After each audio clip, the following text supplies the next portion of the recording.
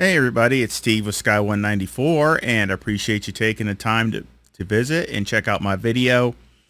And we are here at Kyalami and I have not run the Ferrari here. And I want to thank the sponsor of this video, Mark. Basically, we needed to set up for Kyalami. And so basically did this for Mark.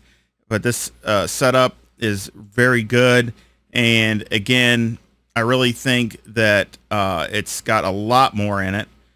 So let's make a lap.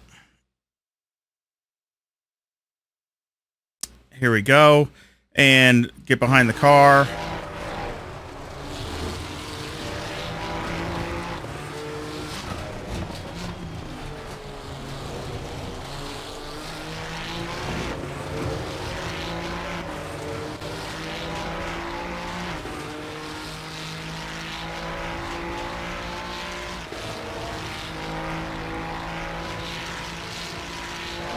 So basically right at the 100.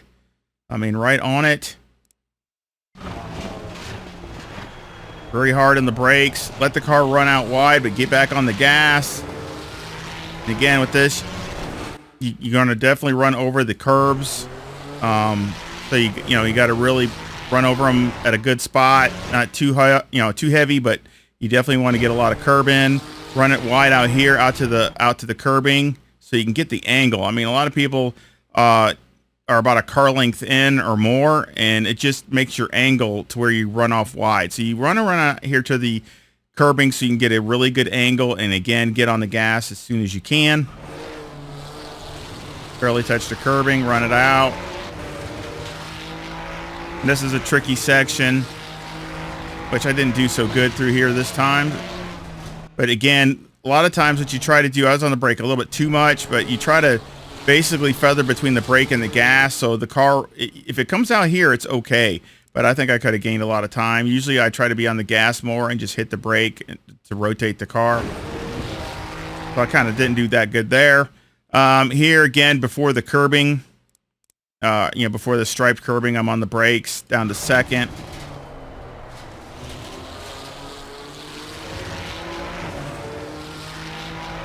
And again, right here on the brakes, right there and then you want to run over this curbing.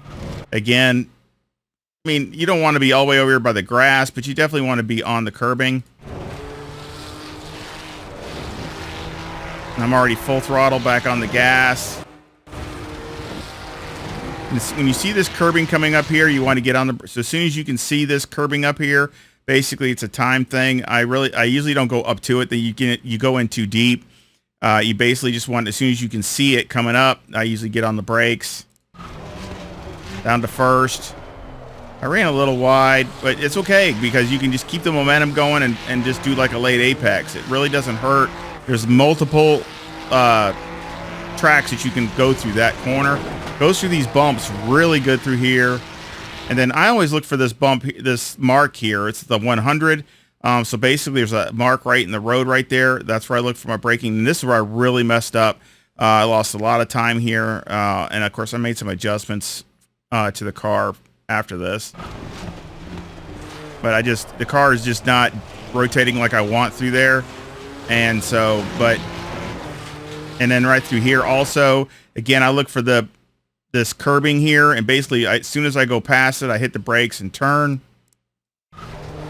You can see how close it is. I mean, the closer you can be to that, the more time you'll gain. And again, you can see that my throttle, I'm already picking up the throttle and I'm right at the apex. So again, you want to be getting on the gas as soon as you can, because it makes a big difference coming down here to the last corner. So again, especially if you're right on somebody or somebody's right on you, they're not going to be able to get, it's going to be really hard for them to try to do an overtake. So again, I try to get on the gas actually in the middle of the, right on the apex. Right out. Go up to the 50. Try to do as late apex as you can. Get on the gas.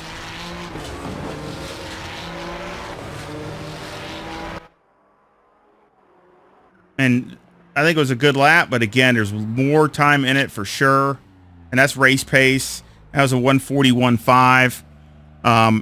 definitely a lower 41 is possible easily. It's, you know, depending upon, I think that the, you know, weather, and of course if you had the track rubbered in more and things like that. But I think this car, you can run mid 41s to lower 41s at a race pace very comfortably. The car feels really good and very solid. Of course, the Ferrari, it really is that way anyway, and you just got to build on that. It's got, you know, great foundation for that anyway. So let's go ahead and run over the setup.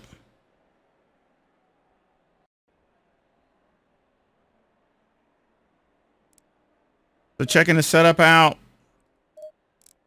Oh, what am I doing? I gotta load the right one in. The track temp is 23. The air temp is 23 Celsius. Thank you, Jim. So let's load this in. We got 25.8 left front, 25.5 left rear, 25.6 right front, and 25.3 right rear. The toes are negative 0.2 with the camber at negative 3.8 and the caster at 13.1. The toe on the rear is a positive 0.1 with the camber at negative 3.3. Electronics 3, 2, and 1. Again, you can go down to 0 on the TC2, so that's not a problem. I did that too. It was fine, but you know, it six half dozen the other. I mean, really, it seemed like it helped in some places, and other places it really didn't need it. So I mean, really, for on average, this is fine. 55 liters, number 1 brake pad. Number 2 on the anti-roll bar, 59 on the brake bias. Steering is 14. Springs on the front are 195,263 with a 500 bump stop rate and a 10 bump stop range. And on the rear, the springs are 158,000 with a 1,600 bump stop rate and a 25 bump stop range. Anti-roll bar is 3 and the preload is 90. This felt really good. And again, I tried a lot of different spring combinations, moving things around. But I like the feeling of this because, and the reason I say that is because I had a little bit stiffer than this, and I could feel it just starting to understeer on a few of these turns. So I went down one. So I really like that because I find that limit and then start to go the other direction. And I really feel like it puts it right where it needs to be. So again, I'm real confident with that. Everything else is really good as far as just drivability. Shocks, we have 6016 on the front and 1032 on the rear, all dialed in by Motec, and the graphs came out really good. Aero got 52 in the front, 56 in the rear with a maxed out wing, and a 4 and a 4 in the brake ducts, and the front aero variation is a 0.0, so it's dead even. So again, really happy with this setup combination. I think it feels really good. It really promotes you to push the car, and you still have a lot of stability and a lot of wiggle room left in it. So again, I think it's very capable of good times and also being consistent. So I hope you enjoy it. Of course, I'll leave a link to this setup in the description and my Discord link there also. And of course, all my setups are free. And of course, I have a lot of setups on my Discord for other different cars, and they're all free. So again, I do appreciate your support, and like and subscribe. It'd be great.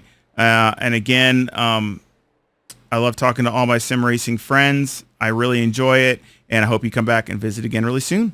Y'all take care. See ya.